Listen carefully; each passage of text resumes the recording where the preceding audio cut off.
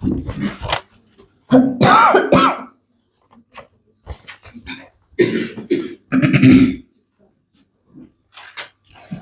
शांति, ओम शांति, ओम शांति। तो आज है 3 अप्रैल 2026। बाबा ने कहा, मीठे बच्चे बाप समान रहम दिल बन, अनेकों को रास्ता बताओ। अनेकों को रास्ता बताने के लिए कौन सा गुण चाहिए? बाप समान रहम दिल। हमारी जो दिल है उसके अंदर रहम, दया, करुणा, इनों के लिए भरी होनी चाहिए। बाप समान रहम दिल बन, अनेकों को रास्ता बताओ। जो बच्चे दिन रात सर्विस में लगे रहते हैं, जो बच्चे दिन रात सर्विस में लगे रहते हैं, वही बहादुर है। प्रश्न,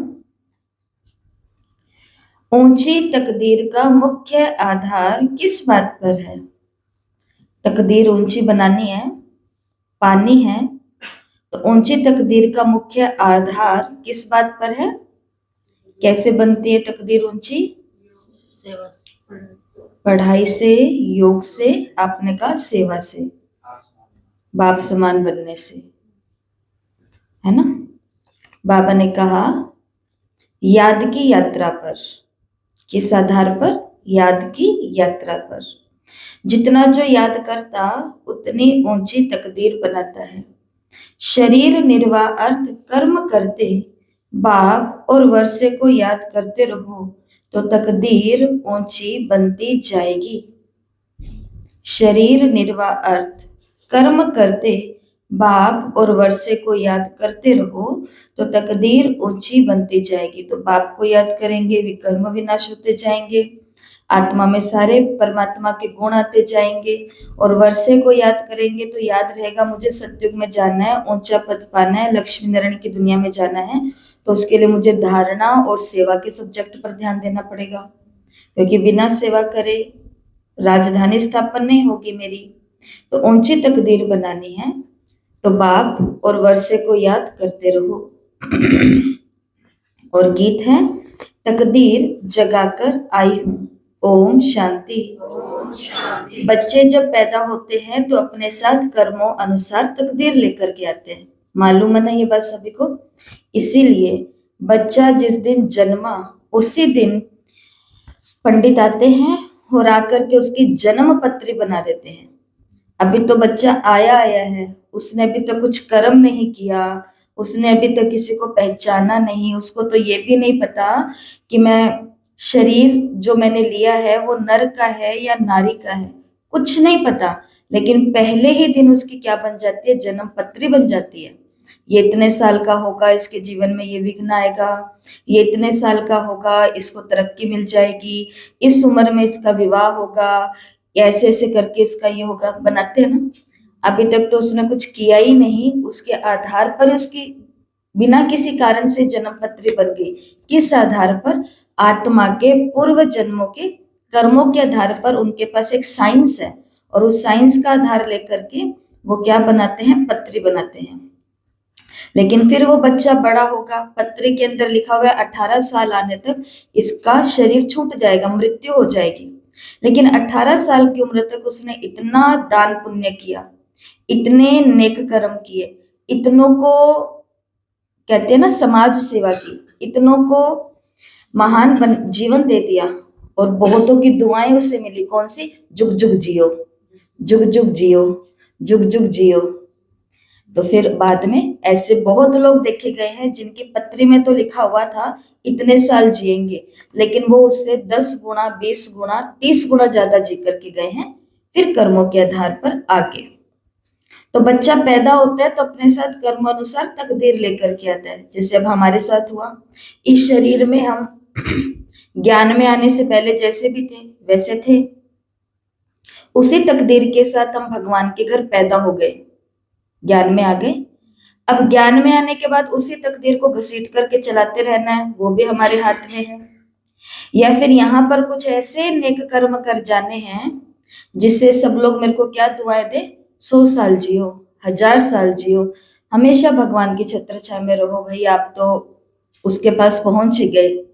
ऐसे करते करते हमें तकदीर और ऊंची मिलती जाती है।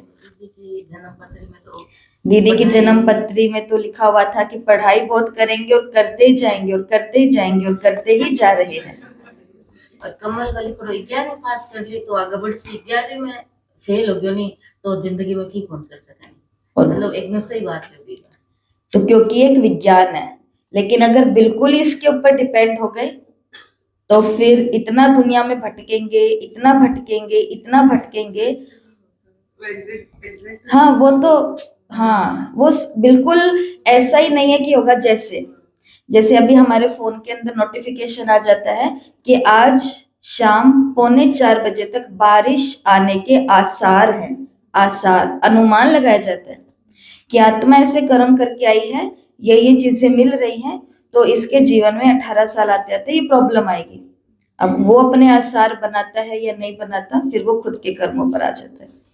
तो बाबा ने कहा देखो, कोई साहूकार के पास और कोई गरीब के पास जन्म लेता, बाप भी समझते हैं कि वारिस आया है, जैसे जैसे दान पुण्य किया उस अनुसार जन्म मिलता।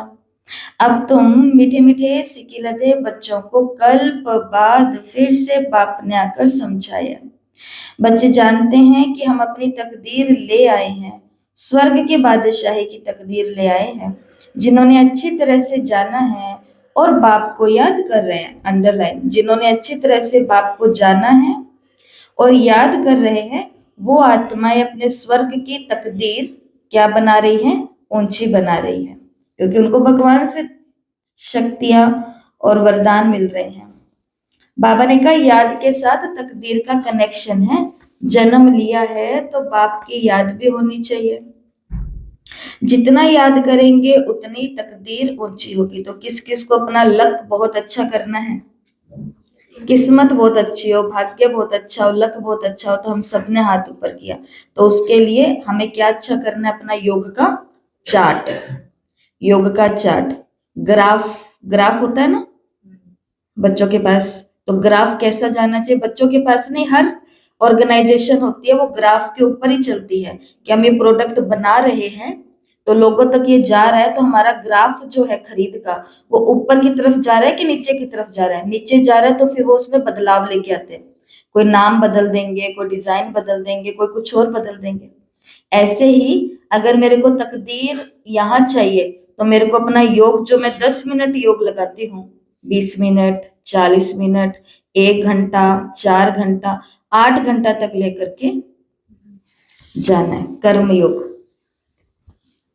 शिव बाबा ने कहा जितना याद करेंगे उतनी तकदीर ऊंची रहेगी। कितनी सहज बात है, सेकंड में जीवन मुक्ति मिल जाती है। तुम आए हो सुख धाम की तकदीर प्राप्त करने। अभी हर एक पुरुषार्थ कर रहे हैं, हर एक अपने को देख रहे हैं कि हम कैसा पुरुषार्थ कर रहे हैं। जैसे मम्मा बाबा और सर्विसेबल बच्चे पुरुषार्थ करते हैं तो उनको फॉलो करना चाहिए, सबको बाप का परिचय देना चाहिए। बाप का परिचय दिया तो रचता के आदि मध्य अंत का भी आ जाएगा। ऋषि मुनि आदि कोई भी रचता और रचना के आदि मध्य अंत का नॉलेज नहीं दे सके। अबे तुम्हारी बुद्धि में सारा चक्र समृद्धि में रहता है।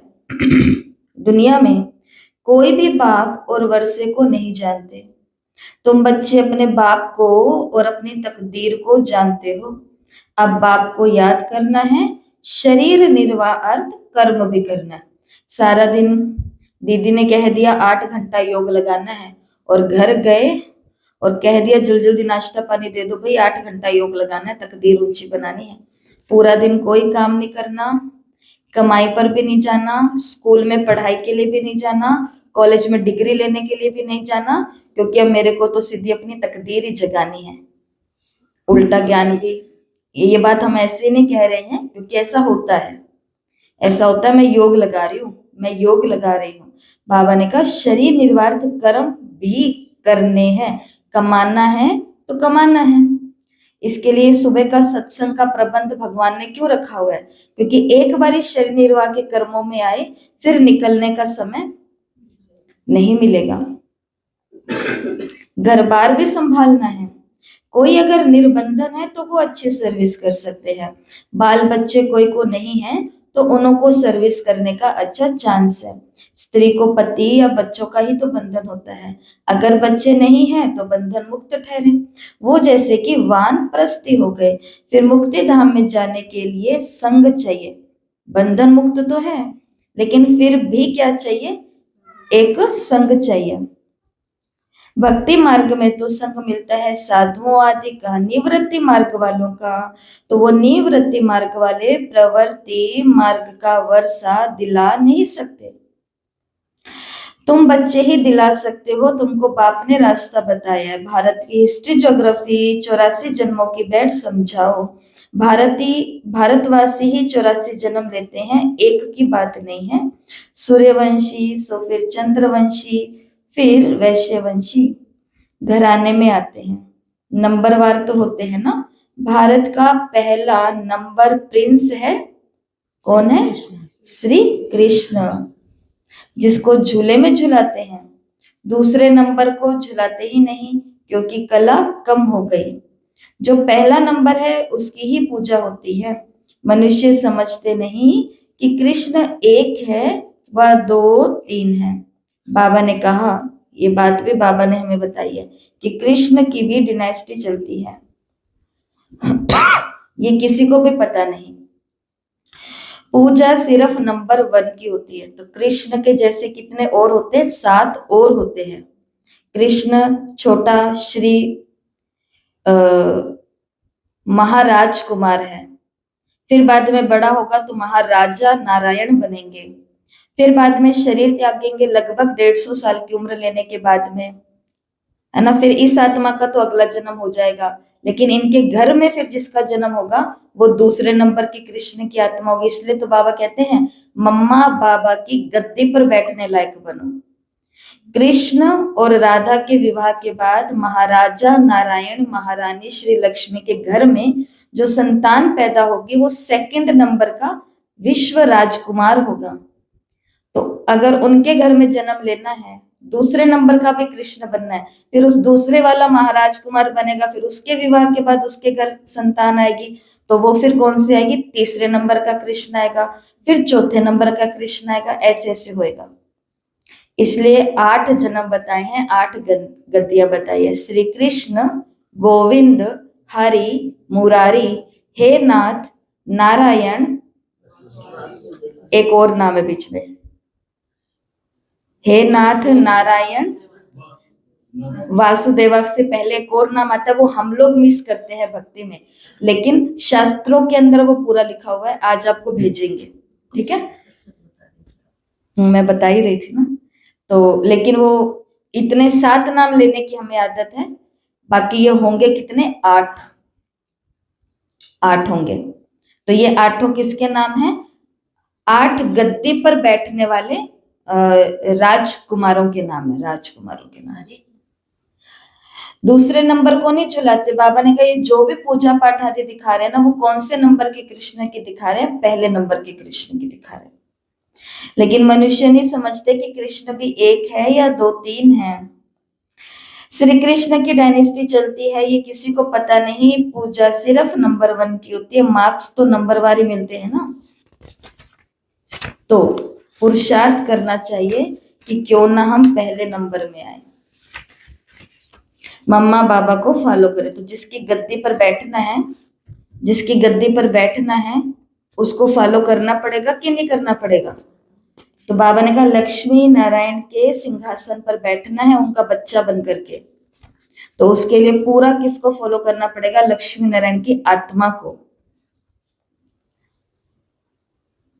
बाकी इनकी गद्दी पर बैठने वाले तो तैयार हो चुके हैं।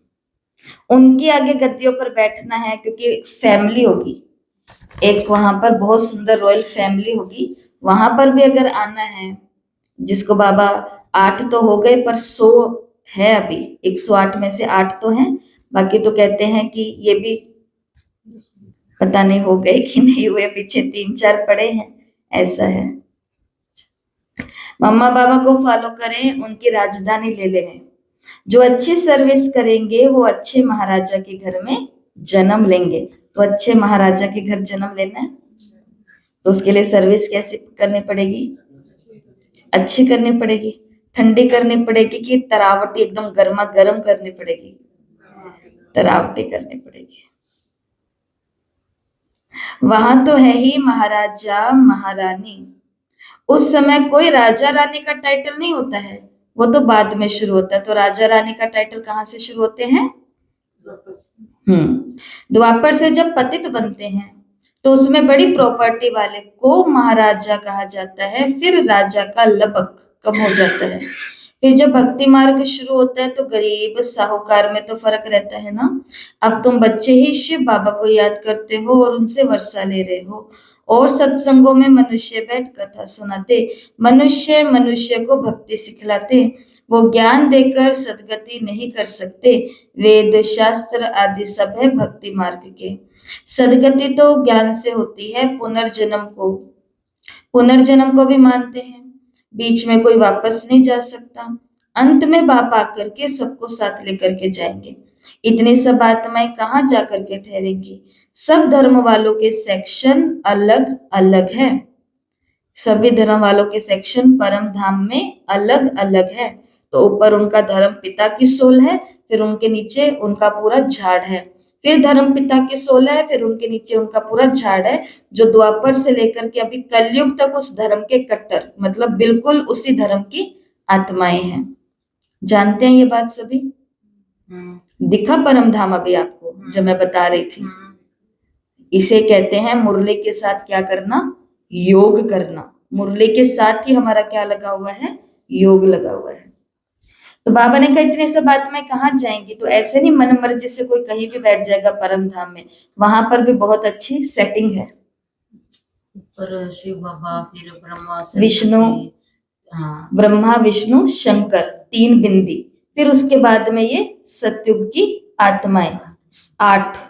फिर उसके बाद में ये ऐसे से करके ब्रह्मा कुमारी सेक्शन। तो बाबा ने कहा कि सभी धर्म वालों का सेक्शन अलग अलग है। तो ये भी समझाना है, ये किसी को भी पता नहीं कि आत्माओं का झाड़ है। तुम बच्चों की बुद्धि में सारे झाड़ का ज्ञान रहता। आत्माओं का झाड़ भी है और जीव आत्माओं का झाड़ भी है। बच्चे जानते हैं कि हम ये पुराना शरीर छोड़ करके घर जा रहे हैं। घर जा रहे हैं, घर जा रहे हैं का मतलब मर रहे हैं। दीदी का क्लास सुना था एक, तो उन्होंने पूछा कि कौन कौन है जिसको घर जाना है। दीदी का नहीं, कल आपको भाई जी की क्लास ही भेजी है। उन्होंने पूछा कि किस किस को घर जाना है, तो सबने कहा घर जाना है। उन्होंने बोला घर जाना है मतलब मरना है। सबने कहा मरना है। आगे से उन्होंने क्या बोला? अभी तक भी मरना है क्या? अभी तक भी मरे नहीं है, अभी भी जिंदा हो जाते हैं। चिता पर लेटे लेटे भी एकदम से जिंदा हो जाते हैं। फिर उस पुरानी दुनिया के इंटरेस्ट जाग जाते हैं। चिता पर। तो इसलिए बाबा ने कहा घर, पुराना शरीर छोड़ करके अब कहाँ जा रहे हैं? घर जा रहे हैं। मैं आत्मा इस शरीर से अलग हूं, ये समझना गोया जीते जी मरना। आप मोए मर गई दुनिया, मित्र संबंधी आदि सबको छोड़ दिया। पहले पूरी शिक्षा लेकर मर्तबे के अधिकारी बन फिर जाना है। बाप को याद करना तो बहुत सहज है। भले कोई बीमार हो, उनको भी कहते रहना है कि शिव बाबा को याद करो तो विकर्म विनाश होंगे। जो पक्के योगी हैं उनके लिए मरना भी अच्छा नहीं है। जो पक्के योगी अच्छी आत्माएं हैं, योग वाली, बाबा ने कहा उनको तो जल्दी से शरीर भी छोड़ना नहीं चाहिए। क्यों?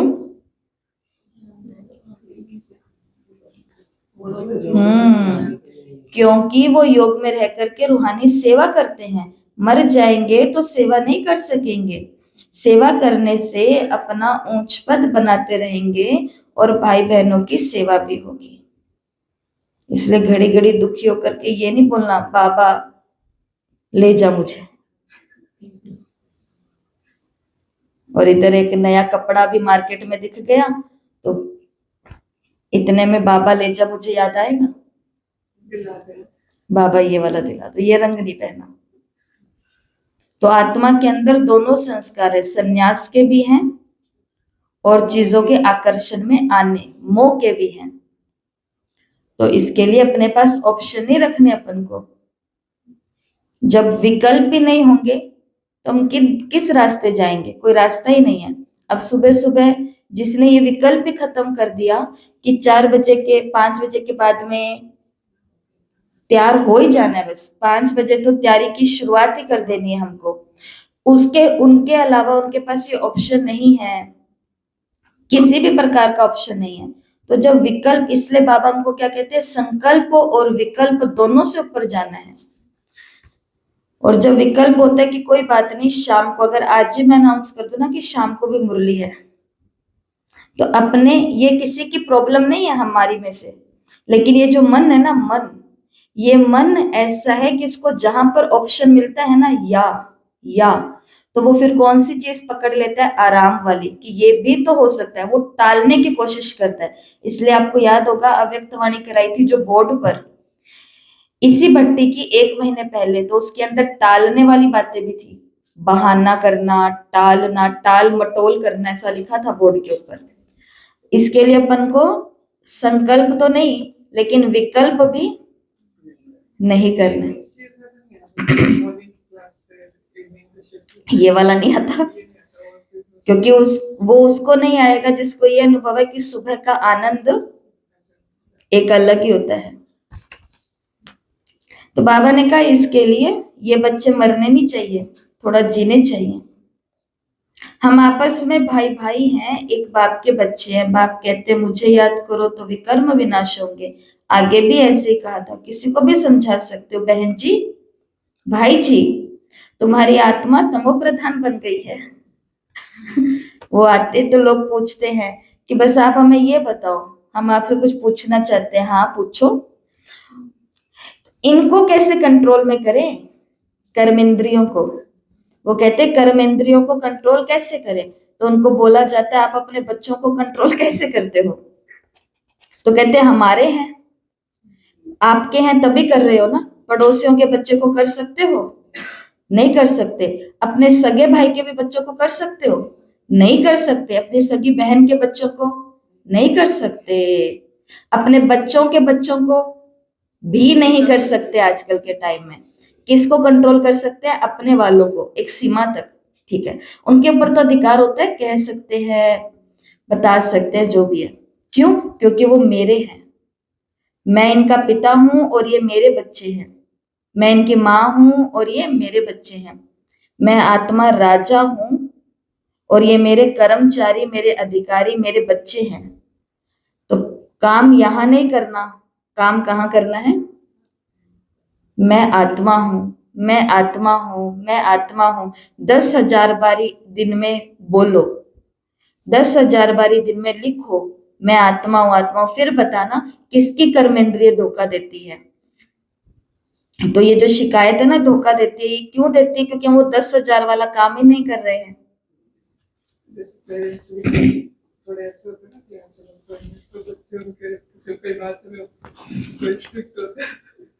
तो फिर वो आंखों से भी टिक जाते हैं। कोई बोलता रहना। इसलिए बाबा ने, इसके लिए ये जो बाबा यहाँ बात कर रहे हैं ना, कि हम जब उनको ये बताएंगे कि आपकी ये कर्मेंद्रिय क्यों नहीं संयम में है या क्यों ऐसे है, क्योंकि बहन जी, भाई जी, अभी आत्मा क्या बन गई है? तमो प्रधान बन गई है। तो बार बार उसके अंदर बल भरना पड़ेगा। जो सतो प्रधान थी वो फिर तमो प्रधान से सतो प्रधान बन सतो प्रधान दुनिया में चलती। आत्मा को सतो प्रधान बनाना है याद की यात्रा से। याद का पूरा चार्ट रखना चाहिए। ज्ञान का चार्ट नहीं रख सकेंगे, बाप तो ज्ञान देते रहते हैं। जांच रखनी है कि हमारे ऊपर जो विकर्मों का बोझा है वो कैसे उतरे। इसलिए याद का चार्ट रखा जाता है। हमने कितना घंटा याद किया? कितना घंटा याद किया? बाबा ने कहा ये चार्ट अपने पास रखो।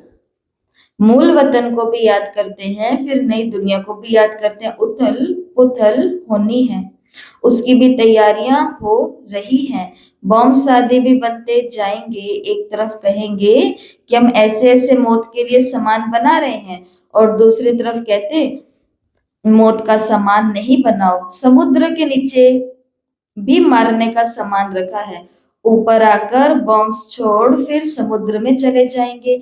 ऐसी ऐसी चीजें बनाते रहते हैं। वो क्या करते हैं, बना तो लिए, तो उनको कहाँ रख रहे हैं, समुद्र के नीचे, लेकिन उनकी भी तो कोई एक्सपायरी डेट होगी, अपना समय आने पर वो भी तो ब्लास्ट हो जाएंगे ना, ऐसे होएगा।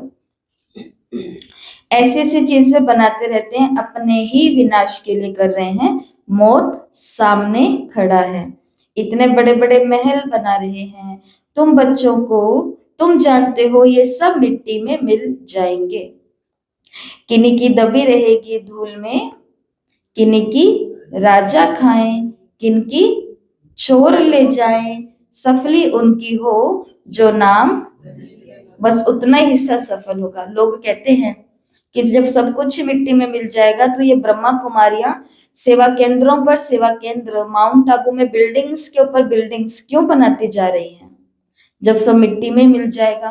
क्योंकि उनको ये लाइन याद रहती है कि जिन्होंने केवल अपने अपने लिए किया वो तो सब मिट्टी में जाएगा, ये भी जाएंगे मिट्टी में, लेकिन करते समय जो धर्माओं के काम में किया उसकी जो प्राप्ति होती है आत्माओं को, कहते हैं ना, उसकी दुआ लग गई, उसकी दवा लग गई, तो वो लग जाती है और यहाँ पर उसका फायदा हो जाता है। जैसे भक्ति में धर्मशाला बनाते हैं तो उधर क्या हॉस्पिटल बनाते हैं, तो उधर उनका इलाज होता है, मरीज सही होते जाते हैं। इधर जिसने बनाया वो भूल भी गया मगर उसके रोग नहीं लगेंगे, उसके रोग नहीं लगते। आपने देखे होंगे ऐसे लोग जो कभी बीमार ही नहीं पड़ते, वो बीमार ही नहीं पड़ते, कारण क्योंकि वो ऐसे कुछ कर्तव्य करके आए हैं, जबकि पिछला उनका शरीर भी धूल में मिल गया और पिछला उनको याद भी नहीं है मैं कोई हॉस्पिटल बना के आया हूँ या कुछ भी करके आया हूँ, लेकिन अभी वो बीमार नहीं होते हैं। कारण ये कई सारे कारण होते हैं। तो बाबा ने कहा बाकी लड़ाई तो जरूर लगेगी, कोशिश कर, पॉकेट सबकी खाली करेंगे, चोर भी कितने घुस पड़ते हैं, लड़ाई पर कितना खर्चा करते हैं, ये सब मिट्टी में मिल जाना है, मकान आदि सब गिरेंगे, बॉम्ब शादी गिरने से सृष्टि के 3 भाग खलास हो जाएंगे, ये भविष्यवाणी है। बाकी एक भाग बच जाएगा, भारत एक हिस्से में होगा, बाकी तो सब बाद में आते हैं। तो बाकी जो ये सभी है ना, ये सभी क्या है, बाय प्लॉट्स है, द्वापर के बाद में धीरे धीरे धीरे ये और आने शुरू होते हैं, खोज होती है इनकी। अभी भारत खंड का ही भाग बचेगा, मौत तो सबका होना ही है, तो क्यों ना हम बाप से पूरा वर्षा ले लेवें।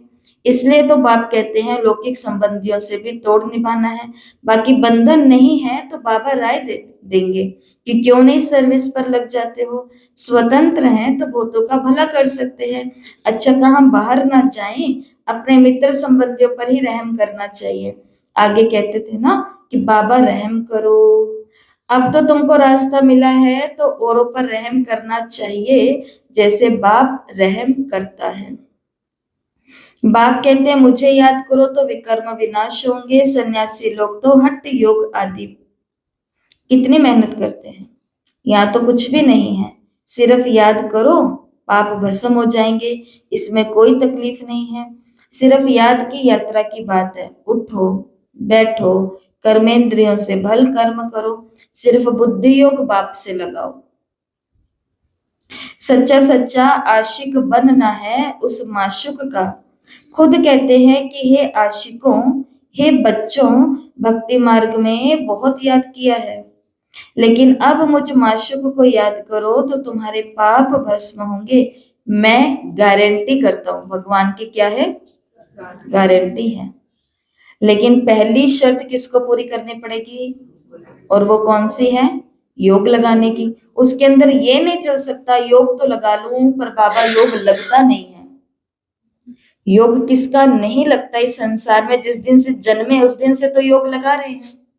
सबसे पहला योग लगा माँ से, उसके अलावा किसी के पास नहीं जाते थे, फिर पिता से, दादा दादी से, भाई बहनों से, फिर बड़े होते होते दोस्तों से योग लगना लग गया, रहते थे घर में, याद आते थे मैडम, सर और दोस्त, फिर धीरे धीरे करते करते ब्याह शादी हुए तो बहुतों के साथ योग लगने लग गया। उधर जाऊं तो उनके लिए ये ले जाऊं, उधर जाऊं तो उनके लिए ये कर दूं। फिर अपने संतानें बड़े हुए तो उनके साथ योग लगा, उनकी ये पढ़ाई, वो आज यहाँ है, वो आज यहाँ है। योग ही तो लगा रहे पूरी जिंदगी, और क्या किया हमने। योग ही है। मनुष्य एक ऐसी चीज है जो बचपन से पैदा होने से क्या लगाता है। लेकिन हमें योग के लेसन में बहनें क्या सुनाती हैं कि एक होता है भौतिक योग, वस्तुओं को याद करना, मेरा कपड़ा, मेरी पेटी, मेरा संदूक, मेरी जमीन, मेरा घर, मेरा खेत, मेरा बंगला, मेरी गाड़ी। ये होता है भौतिक योग। भगवान की भक्ति करने के लिए बैठे हैं तो भी क्या याद आ रहा है, मेरी प्रॉपर्टी, मेरी प्रॉपर्टी, मेरी प्रॉपर्टी। तो भौतिक योग।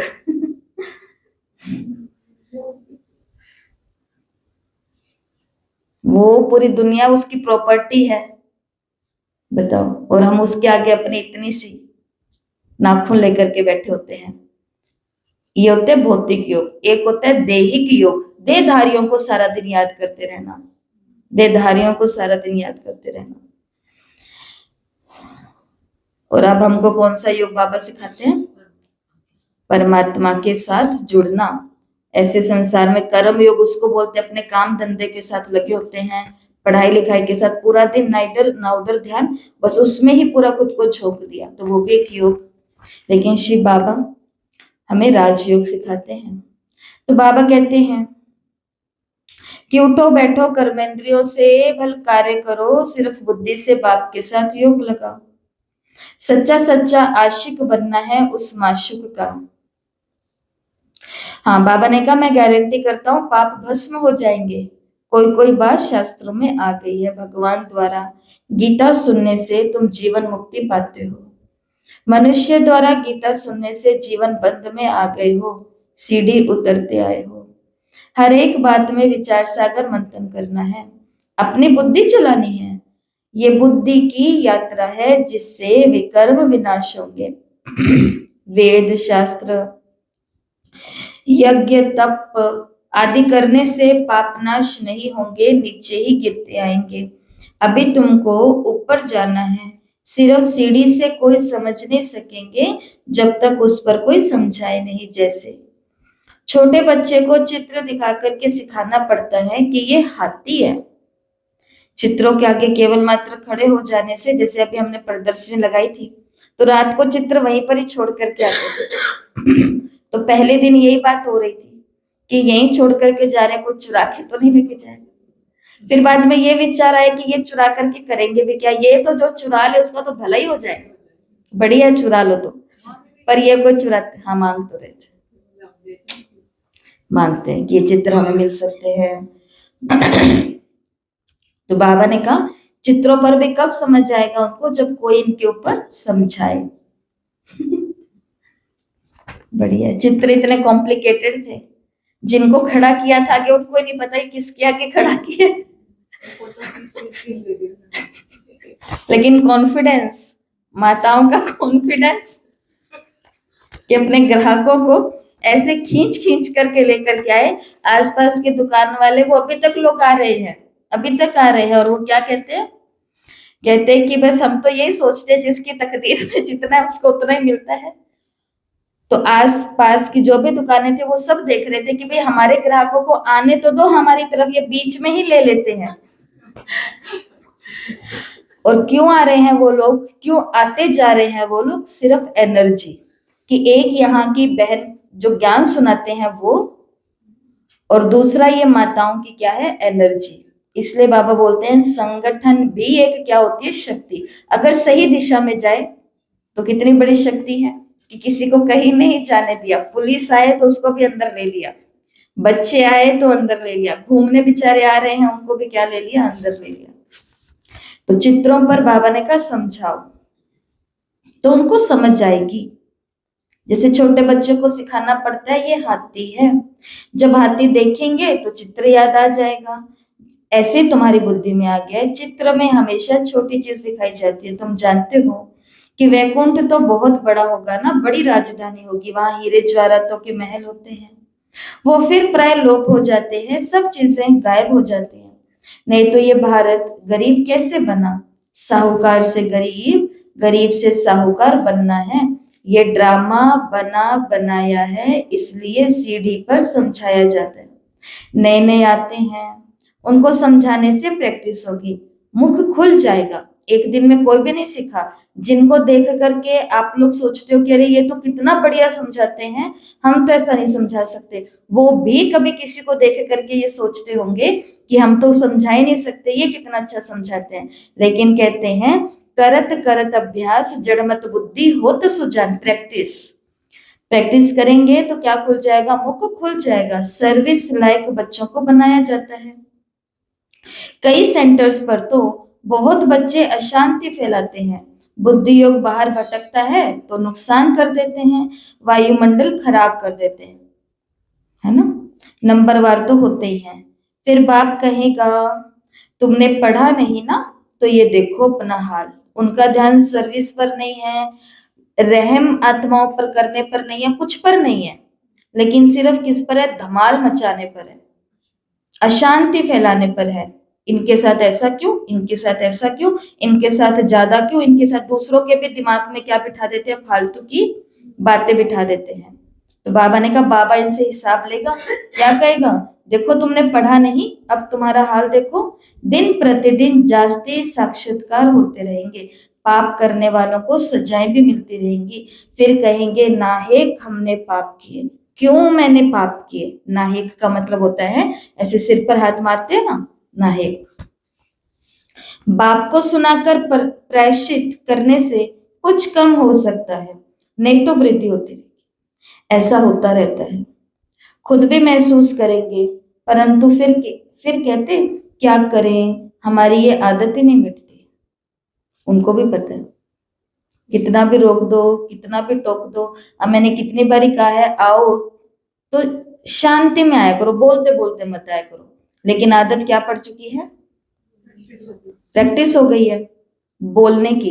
अगर कोई अकेला भी आएगा तो भी वो उस ग्रुप में मिक्स हो जाएगा जहां पर सुबह सुबह क्या हो जाती है, शाम को क्या हो जाती है, दोपहर में।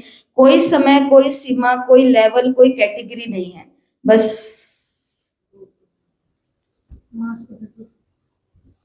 मास्क दे रहे हैं, ऐसा कर नहीं सकते ना। हमारी संस्था ऐसी ही है। यहाँ होशियार को आगे नहीं बिठा सकते, कम होशियार को पीछे नहीं बिठा सकते, क्योंकि ये संस्था केवल एक स्कूल, टीचर और स्टूडेंट वाली संस्था नहीं है, गुरु और शिष्य वाली संस्था नहीं है कि कुछ भी। हमने देखे हैं व्यासपीठ पर बैठे बैठे वो इतनी जोरदार फटकार लगाते हैं और अगले दिन फिर लोग आकर के बैठ जाते हैं, क्योंकि वहां पर गुरु शिष्य चलता है तो उनको डर रहता है, डर। लेकिन हमारी संस्था परिवार है, संस्था भी है, स्कूल भी है, कल तो बाबा ने कहा ये दुकान भी है, लेकिन साथ साथ में परिवार भी है। परिवार वालों के मुंह पर कैसे हम टेप लगा देंगे? घर में कोई बोल रहा है और बोलता ही जा रहा है, उसके मुंह पर अपने मास्क चढ़ा सकते हैं? क्यों? क्योंकि हम चाहते हैं कि अरे कलेश नहीं करना, मैं शांत हो जाती हूँ। ये एक उदाहरण दिया है, क्योंकि ये परिवार है तो परिवार के अंदर एक दो को मिलजुल करके हमें चलना होता है। हाँ, लेकिन जब तक बाबा की इस गुरु गद्दी पर बैठे हैं तो इतना अधिकार समझते हैं कि कल को कोई ये ना कहे आप हमको भी बताते तो हमें भी पता होता, हमें तो पता नहीं था, इसके लिए बस बता देते हैं। बाकी तो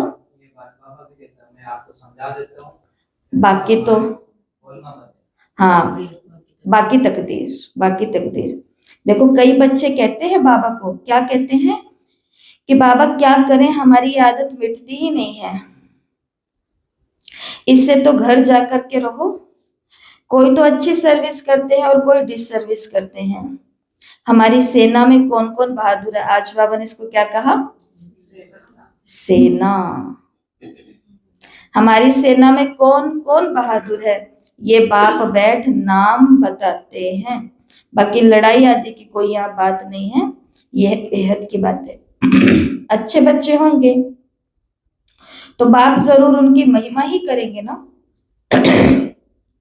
बच्चों को बहुत रहम दिल और बहुत कल्याणकारी बनना है, अंधों की लाठी बनना है, सबको रास्ता बताना है कि बाप को याद करो तो वे कर्म विनाश होंगे, पापात्मा और पुण्यात्मा कहते हैं ना, ऐसे थोड़ी कि अंदर परमात्मा है या कोई आत्मा ही परमात्मा बन जाती है। बाबा ने कहा ये सब रॉन्ग है।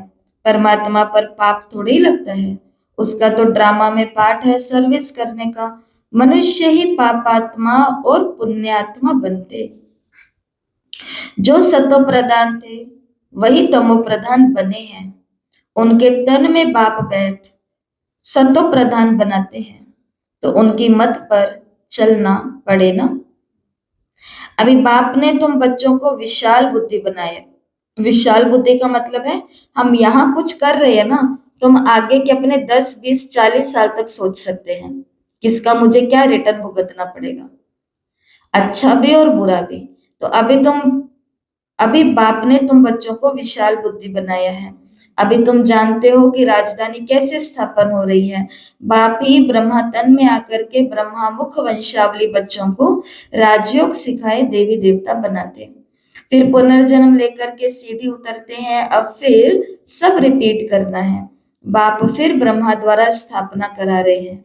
योग बल से तुम 5 विकारों पर जीत पाकर जगत जीत बनते हो।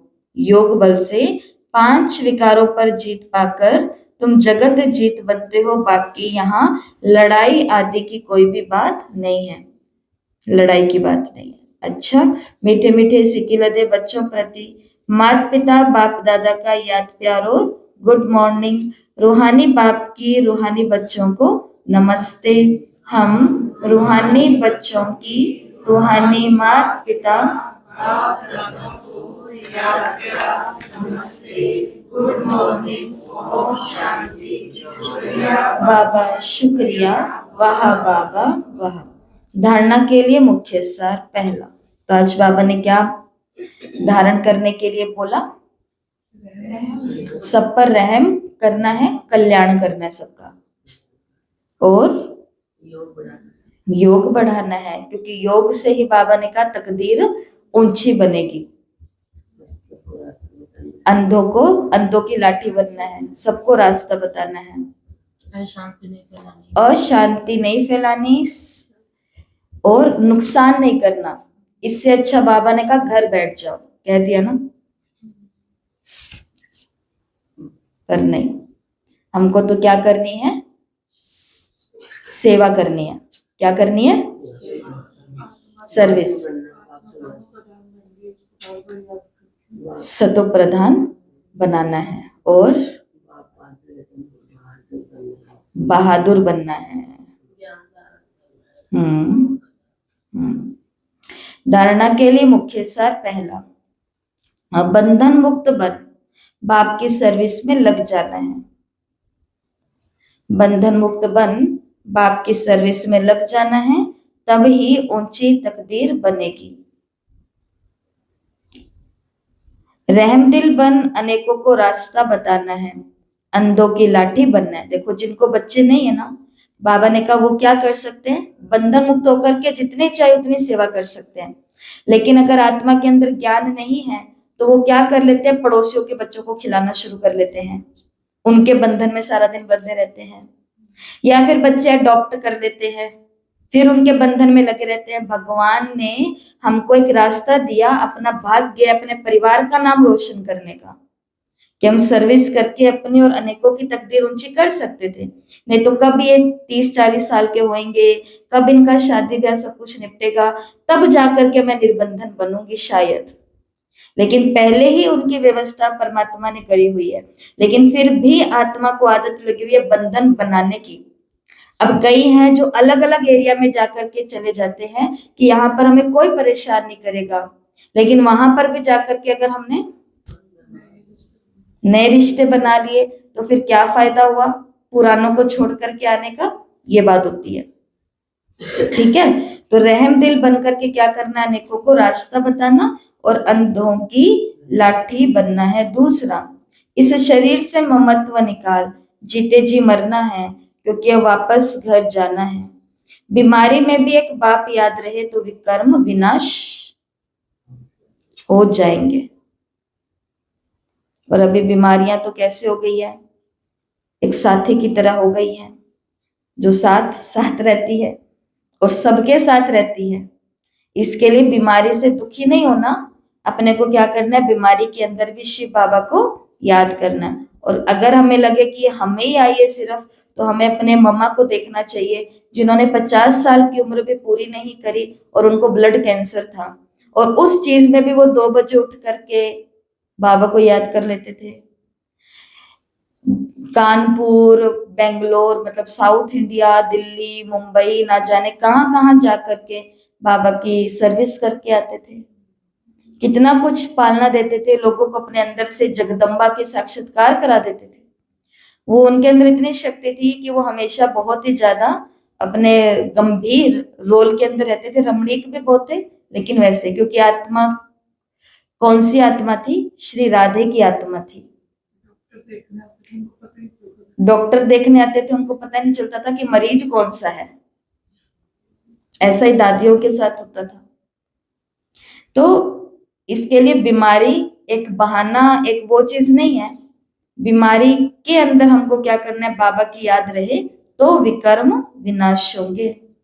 और आज बाबा ने हमें वरदान दिया, कल्याण की भावना द्वारा, कल्याण की भावना द्वारा हर आत्मा के संस्कारों को परिवर्तन करने वाले निश्चय बुद्धि भव। कल्याण की भावना द्वारा हर आत्मा के संस्कारों को परिवर्तन करने वाले निश्चय बुद्धि भव।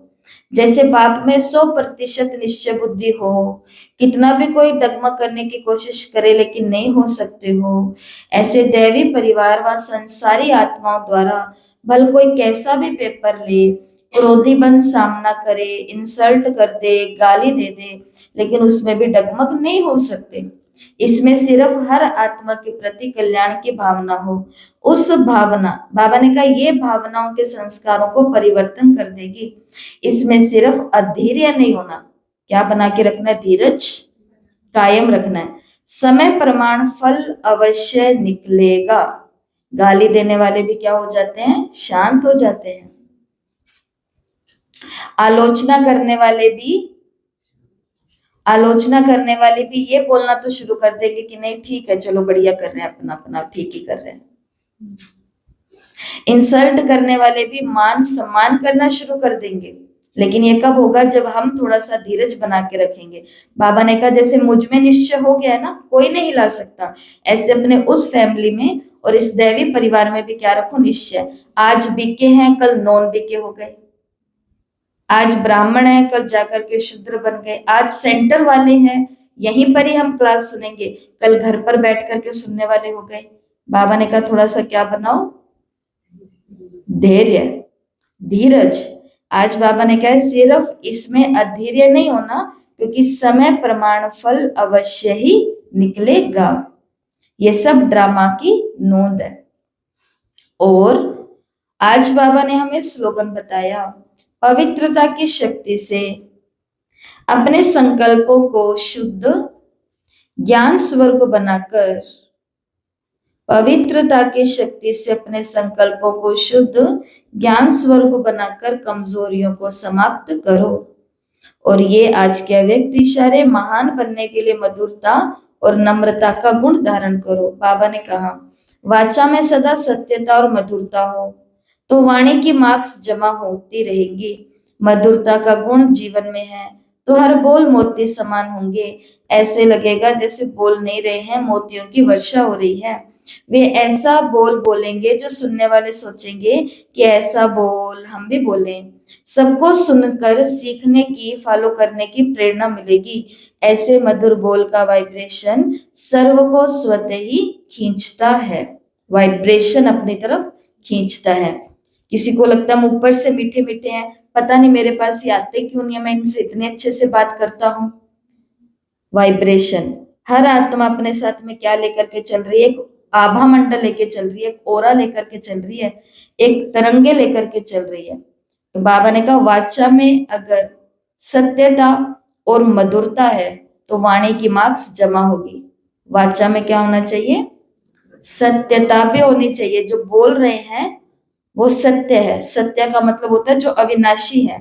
और दूसरा मधुरता, तो वाणी की मार्क्स जमा होंगी। और आज का स्वमान, मैं 100% निश्चय बुद्धि आत्मा हूँ। मैं 100% निश्चय बुद्धि आत्मा हूँ। अच्छा, ओम शांति। मैं 100% निश्चय